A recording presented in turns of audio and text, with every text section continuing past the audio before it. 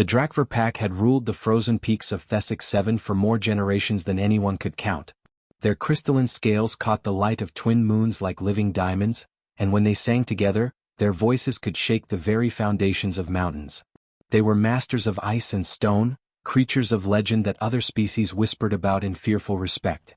But on this particular night, no songs echoed through the valleys. Only silence. Heavy, suffocating silence that pressed down on the ancient eyrie like fresh snow. Matriarch Veskra stood at the edge of the hatching grounds, her massive body trembling despite her 3 centuries of life. She had seen wars. She had seen famine.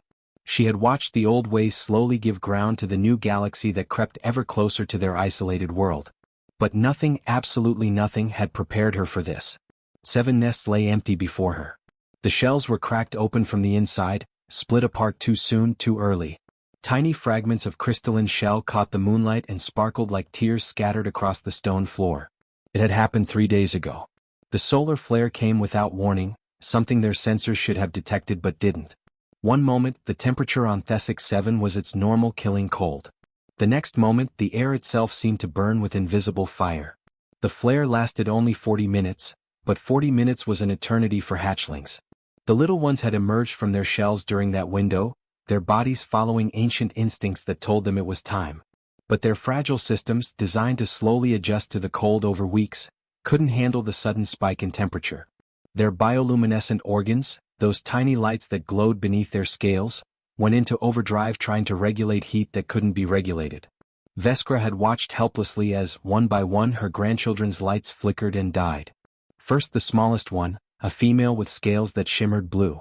Then 2 males, twins who'd shared a nest. Then the others, falling into thermal shock so fast that even their fastest songs of healing couldn't catch them. Within hours, all 7 had gone still and cold, their tiny bodies no longer glowing with the inner light that marked a living Drakvar. The pack's morning cries had started immediately and hadn't stopped for 2 full days. Their songs of grief rolled down the mountain and across the frozen valleys, a sound so mournful that even the ice wolves who hunted the lower slopes had fallen silent in respect. Some of the younger Drakvar had sung until their throats bled. Others had clawed at the stone until their talons cracked.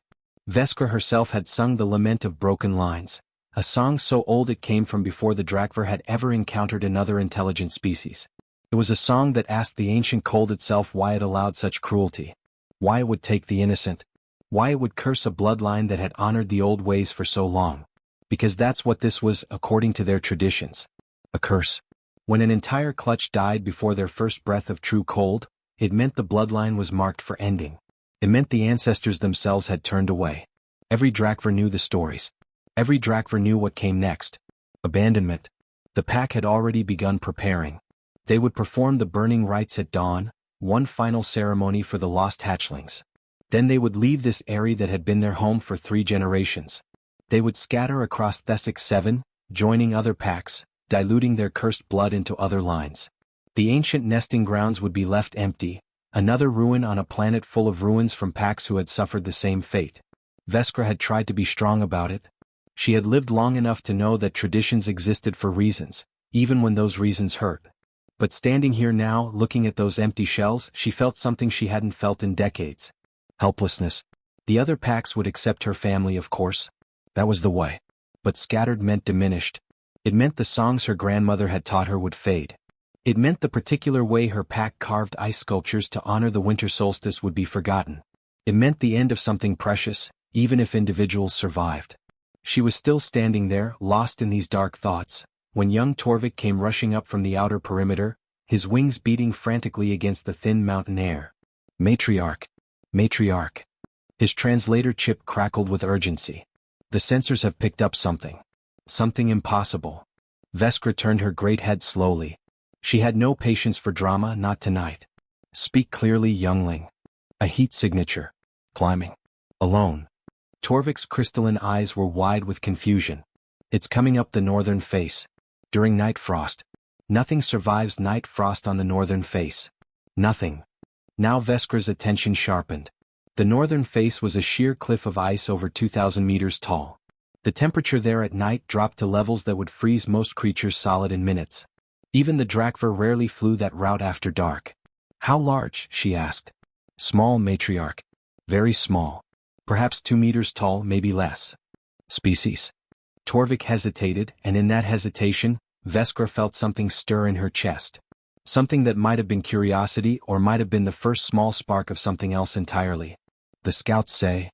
Torvik's voice dropped to barely a whisper, as if he couldn't quite believe what he was about to report. They say it's a human. A human. Climbing to their eyrie. During night frost. Alone. It was impossible. It was insane. And for the first time in 3 days, Matriarch Veskra felt something other than grief. Katie Brooks knew she was breaking about 15 different regulations when she packed her medical kit at 3 in the morning. The Human Research Station on Thessic 7 had exactly 43 personnel, and right now 38 of them were asleep. The other 4 were monitoring equipment in the main lab, completely unaware that someone was gearing up for an unauthorized climb in the dead of night.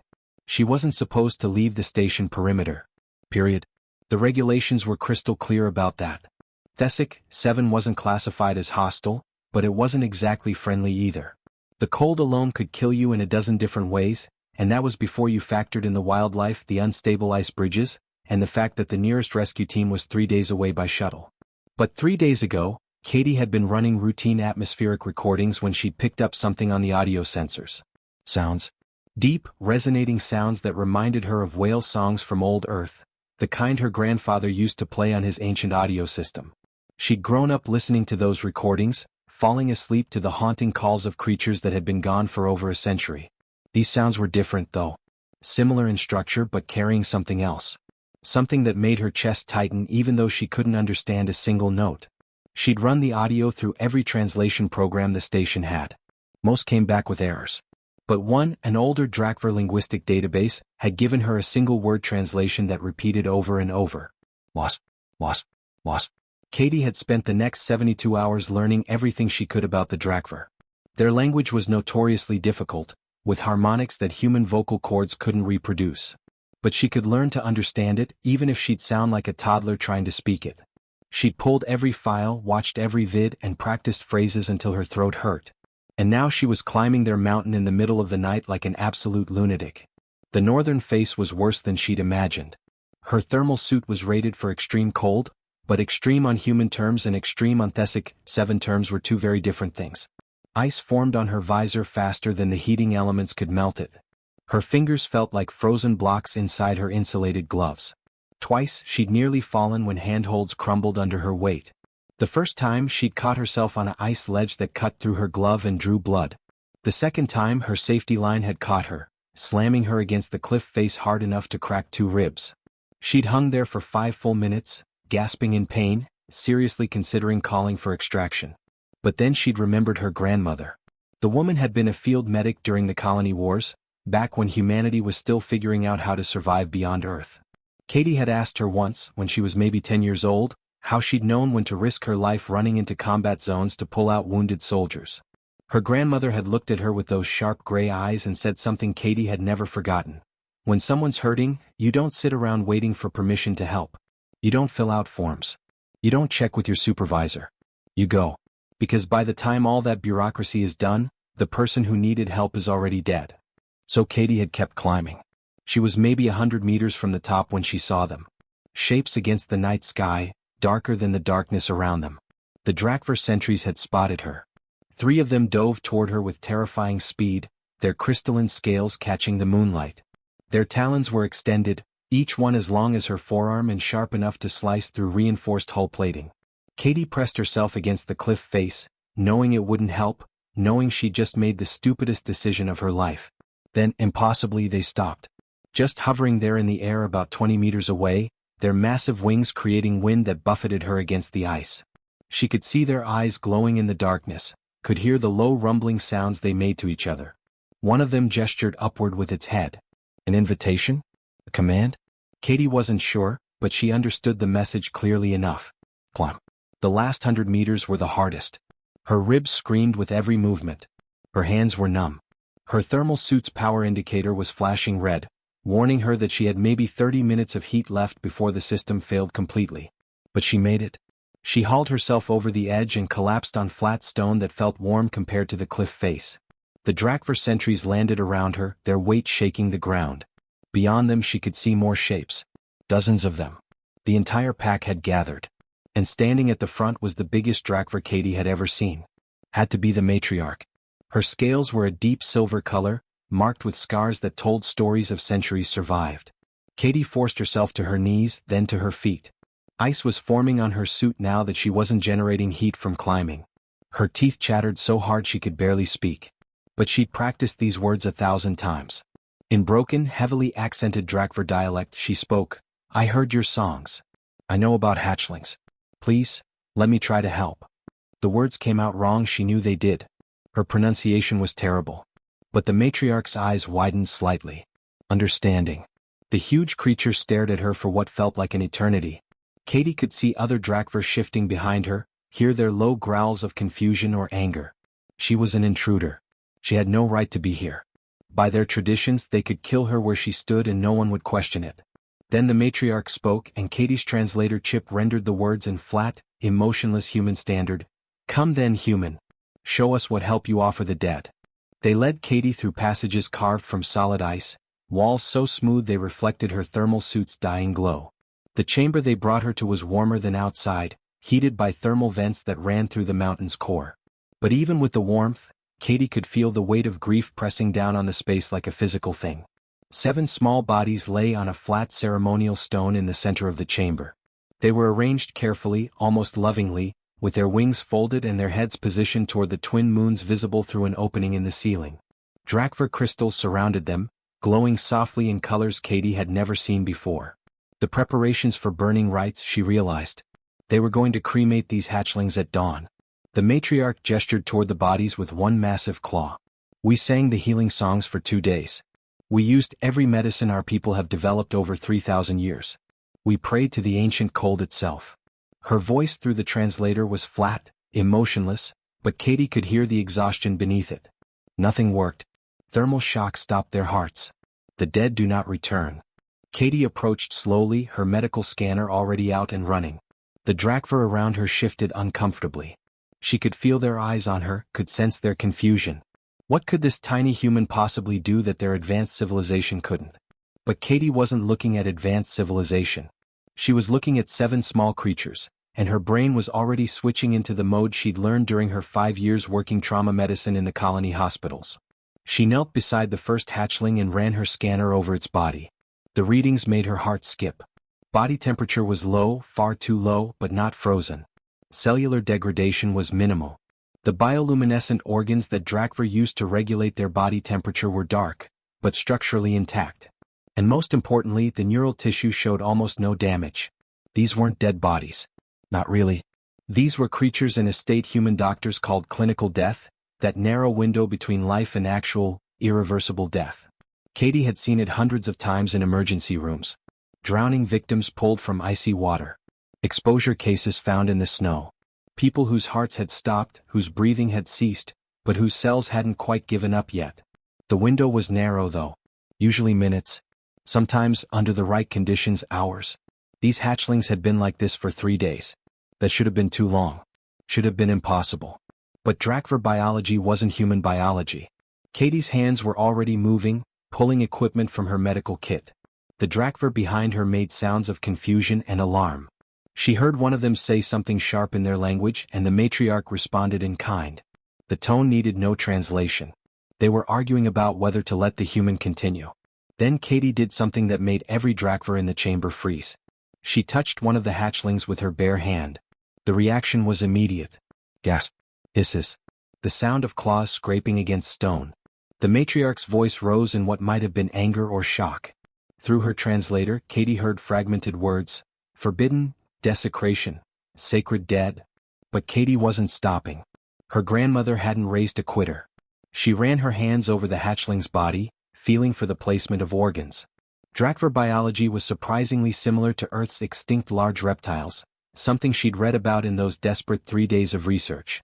3-chambered heart, positioned slightly lower than the center of the chest. Respiratory system that could shut down to conserve energy during extreme cold. A metabolism that could slow to almost nothing under the right circumstances. These hatchlings hadn't died from thermal shock. They'd gone into a kind of hibernation, a survival mechanism triggered by extreme temperature swings. But they'd done it too fast, too young, before their bodies knew how to come back out of it. Katie stripped off her thermal gloves. Her hands were still numb from the climb, but she needed to feel what she was doing. She positioned her palms over the first hatchling's chest, found the heart, and began compressions. Not hard, not like she would on a human adult. Gentle, controlled, following the rhythm she'd learned for pediatric cases. 1, 2, 3, 4, 5. She grabbed her medical scanner with one hand and converted it, overriding about a dozen safety protocols. The scanner was designed for diagnosis, not treatment, but its power cell could generate a significant electrical charge if you knew how to trick it. Katie had done this before in field situations where proper equipment wasn't available. She placed the modified scanner against the hatchling's chest and triggered the charge. The small body jerked. Nothing else happened. Katie went back to compressions. Around her, the Drakvar were completely silent now. Even their breathing seemed to have stopped. She could feel them watching, could sense their horror at what she was doing. Touching the dead was their highest taboo. It was desecration. It was unthinkable. Katie didn't care. She'd broken bigger taboos for less important reasons. She used her portable thermal unit next, the one that had kept her alive during the climb. She placed it against the hatchling's body and carefully, precisely began raising the core temperature. Not fast. Fast would damage the tissues. Slow. Controlled. Giving the metabolism time to recognize what was happening. 1 degree. 2 degrees. 3. Back to compressions. Her hands moved in steady rhythm, counting in her head. She'd done this so many times that her body remembered even when her mind was racing ahead, planning the next step, calculating odds, refusing to acknowledge the possibility of failure. 1, 2, 3, 4, 5. Another electrical pulse. The hatchling's body jerked again. And this time something flickered. Just for a split second. A tiny glow beneath the crystalline scales, so brief Katie almost thought she'd imagined it. But she hadn't imagined it. And neither had the Drakvar. Someone behind her made a sound that needed no translation. Oh. Katie kept working. Her hands were starting to hurt now, her ribs screaming in protest. She'd been at this for 20 minutes, and she had 6 more hatchlings to go. This was going to be a long night. But that tiny flicker of light had told her everything she needed to know. These hatchlings could be saved. Katie worked for 6 straight hours. Her hands moved from one hatchling to the next, repeating the same process over and over. Compressions. Electrical stimulus. Careful warming. More compressions. Her ribs felt like they were made of broken glass, each compression sending pain shooting through her chest. Her fingers had gone numb an hour ago, then started hurting again, which she took as a good sign because at least it meant they weren't frozen solid yet. The second hatchling took 40 minutes. The third took 30. By the fourth, Katie had figured out the exact rhythm these little hearts needed, the precise temperature curve that would wake up their metabolism without shocking it. She was learning their biology in real time, adapting her technique with each attempt. The Drakvar watched in absolute silence. Somewhere around the third hatchling, they'd stopped looking horrified and started looking something else. Hopeful maybe. Or maybe just confused. Katie didn't have the energy to figure it out. The fifth hatchling was the hardest. It was the smallest and its body temperature had dropped lower than the others. Katie spent over an hour working on it, her hands cramping, her vision starting to blur from exhaustion. She was operating on pure muscle memory now, her training taking over while her conscious mind drifted somewhere between awake and collapsed. When that tiny light finally flickered to life beneath crystalline scales, Katie heard herself laugh. It came out as more of a wheeze, but it was definitely a laugh. A slightly hysterical, completely exhausted laugh that said she was probably going to pass out soon, but not yet. Not until all 7 of these stubborn little dragons were breathing on their own. Number 6 took 20 minutes. Number 7 took 15. And then Katie sat back on the stone floor and watched as, one by one, all 7 hatchlings opened their eyes. They were weak. Their lights were dim, flickering like candles in the wind. But they were alive. Their tiny 3-chambered hearts were beating. Their neural patterns were registering on her scanner. Their body temperatures were slowly climbing back to normal ranges. One of them, the blue-scaled female who'd been the first to come back, made a small chirping sound. It was probably the most beautiful sound Katie had ever heard. The chamber erupted. The Drakvar didn't just sing. They roared their songs with a power that shook the mountain itself. Katie felt the vibrations in her bones, in her teeth, in the stone beneath her. Through her translator, she could hear fragments of meaning. Joy, gratitude, disbelief, celebration. The sounds built and built until the very air seemed to pulse with them. Later she would learn that those songs had triggered avalanches on 3 different peaks. That settlements 50 kilometers away had heard them and wondered what could make the Drakvar sing with such intensity. But right now, Katie was just trying to stay conscious. She watched as Matriarch Veskra approached. The massive creature moved slowly, carefully, as if approaching something fragile and precious. Then she did something that made every other Drakvar in the chamber freeze in shock. She lowered her head to the ground. All the way down, until her snout touched the stone at Katie's feet. Katie's translator whispered that this was unprecedented. That no Drakvar matriarch had ever lowered themselves before another species. That this gesture meant something profound in their culture, something that didn't quite translate but had to do with acknowledging a debt that could never be repaid.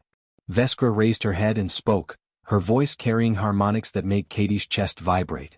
You brought our children back from death itself. No magic. No divine power from the old gods. Just your hands and your tools and your knowledge. The great dragon's eyes glowed with something that might have been tears. How does your kind possess such ability? Katie tried to answer and found her voice wasn't working properly. She swallowed, tried again and managed something between a laugh and a sob. It's not ability, she said, her words slurring from exhaustion. It's just stubbornness. Humans don't accept death easily. We never have. We see a problem and our first instinct isn't to make peace with it. It's to fight it. To punch it in the face until either the problem breaks or we do. She gestured weakly at the hatchlings. Where I come from, we have a saying. Not on my watch. It means that while I'm here, while I'm still breathing, I'm not giving up. I'm not accepting the unacceptable. I'm going to try, even if trying seems stupid, even if everyone says it's impossible. Katie's vision was getting blurry now. You sang for them. You did your rituals. And then you were going to let them go because your tradition said they were gone. She shook her head. Humans don't have that kind of wisdom. We're too stubborn. Too stupid. We see death and we say not yet. We say, maybe not. We say, let me try one more thing. That was the last thing she remembered before passing out. She woke up 2 days later in the warmest bed she'd ever felt, with 3 hatchlings curled up against her for warmth. Over the weeks that followed, as both she and the little ones recovered, the Drakvar learned about humanity in ways their databases had never captured. They learned about medical science born from countless plagues that should have wiped humans out but didn't. About a species that had nearly gone extinct a dozen times and somehow clawed back each time. About people who'd survived ice ages, supervolcanoes, wars, diseases, and their own worst impulses through nothing but desperate innovation and sheer refusal to quit. The Drakvar had survived through strength and adaptation, by becoming perfectly suited to their harsh world. Humans had survived by looking at impossible situations and simply refusing to believe they were impossible. 3 months passed like a dream Katie wasn't entirely sure was real. The research station had gone from silent confusion about her disappearance to absolute chaos when the Drakvar themselves had brought her back, half frozen and unconscious, with 7 chirping hatchlings following behind like ducklings. The station director had tried to reprimand her for breaking protocol. That conversation had lasted about 5 minutes before Matriarch Veskra had shown up personally to inform him that Katie Brooks was now under Drakvar protection and that any punishment would be considered an insult to their entire species. The director had gone very pale and very quiet, and Katie hadn't heard another word about protocol violations. Now, standing outside the research station in the pale morning light of Thessic 7's twin suns, Katie watched as shapes appeared in the sky. The entire Drakvar pack was coming, their crystalline scales catching the light like a storm of diamonds. At the center flew Veskra, and surrounding her were 7 smaller shapes, still learning to navigate the wind currents but growing stronger every day. The hatchlings had grown fast. They were each about the size of a large earth dog now, their scales shifting through colors as their bioluminescent systems matured. The blue-scaled female, the one Katie had saved first, had bonded to her so strongly that the little dragon refused to sleep anywhere except curled up against Katie's bed. The research station's xenobiologists were fascinated. Drakvar didn't usually bond with other species. But then again, Drakvar hatchlings didn't usually get brought back from the edge of death by stubborn humans either. Veskra landed with the grace of someone who'd been flying for 3 centuries, and the rest of the pack settled around her in a formation that spoke of ceremony. Katie felt her heart rate pick up. Something important was about to happen. The matriarch approached, and in her claws she carried a crystal that glowed with an inner fire Katie had never seen before. The entire research station staff had gathered now, 43 confused humans watching as the giant dragon stopped before their youngest xenobiologist. Katie Brooks of humanity, Vesker's voice resonated through every translator in the area. 3 months ago you climbed our mountain in the killing cold. You touched our dead when our traditions forbade it. You gave back what we believed lost forever. Katie opened her mouth to say something humble, something that would deflect the attention, but Vesker raised a claw for silence. I have spent these months studying your species, learning your history, understanding where you came from and how you came to be the way you are. The great dragon's eyes glowed with an intensity that made Katie's breath catch. And what I learned both terrifies me and gives me hope I did not know I could feel. Veskra placed the glowing crystal on the ground between them. The Drakvar clans offer humanity the pact of shared fire, an eternal alliance. In our 3,000 years among the stars, we have offered this pact only once before. We offer it now because we have learned something about your kind that the galaxy needs to understand. The matriarch's voice grew stronger, and Katie realized she wasn't just speaking to the humans present. She was broadcasting this to the entire Drakvar species, maybe beyond. Humans don't just refuse death. You refuse every limitation you encounter. You walked on your moon before you achieved peace on your own world. You split the atom before you cured your simplest diseases. You reached the stars while still fighting wars among yourselves. Vesker's head tilted, studying Katie like she was trying to solve an impossible puzzle. You are chaos given form. You are solving problems, creating new problems in the process and then solving those too. A ripple of uncertain laughter went through the human crowd. Katie felt her cheeks burning. Your species nearly went extinct 17 times according to your own records, Vesker continued. Ice ages, volcanic catastrophes, diseases, wars, environmental collapse. 17 times you should have vanished from existence. And 17 times you looked at extinction and said no. The dragon made a sound that might have been admiration or disbelief. You didn't adapt. You didn't evolve. You just refused to die, and you dragged yourselves forward through sheer stubborn determination. Katie felt something warm press against her leg. The blue-scaled hatchling had wandered over, nuzzling against her like a cat seeking attention. Without thinking, Katie reached down and scratched behind the little dragon's head crest, right where she'd learned they liked it. Vesker watched this interaction with obvious emotion. That hatchling was dead for 3 days by our standards. Every medical scan confirmed it. Every tradition told us to accept it and move on. But you climbed a mountain in the killing cold because you heard grief and decided that wasn't acceptable. The matriarch lowered her head again, that gesture of profound respect. The galaxy is vast and old and set in its ways. Species have their roles, their places, their limitations. We accept what cannot be changed because acceptance is wisdom. She paused. But you don't have that wisdom. You have something else. Something the galaxy has forgotten. What's that? Katie found herself asking. Audacity. Vesker's eyes glowed brighter. The audacity to care when caring seems pointless. The audacity to try when trying seems futile. The audacity to see someone crying on a distant mountain and climb through killing cold because you decided they needed help. The crystal between them pulsed with light. The Drakvar accept this pact because we believe the galaxy needs what humanity has. Not your technology. Not your weapons. Not even your medicine. Vesker gestured with one wing at the hatchlings, now all clustered around Katie like she was a second mother. Your refusal to accept the unacceptable. Your insistence that impossible just means nobody's tried hard enough yet. Katie looked down at the 7 hatchlings, at their glowing scales and bright eyes. 7 lives that shouldn't exist. 7 impossibilities made real because one human had been too stubborn to accept what everyone else considered inevitable. Behind her, she heard the station director talking rapidly about joint research projects, about sharing human emergency medical techniques with 17 other species who could benefit, about how this moment would change everything. The blue-scaled hatchling chirped and pressed her warm scales against Katie's cheek. In that moment, Katie finally understood what she'd really done on that mountain 3 months ago. She'd shown the galaxy something it had forgotten. That hope didn't have to be logical. That trying didn't have to be reasonable. That sometimes, the most important thing you could do was simply refuse to give up, even when everything said you should. Especially then. The Drakvar had learned their lesson from the small, stubborn species who climbed their mountain. Hope wasn't logical, wasn't reasonable, wasn't even sane. It was human.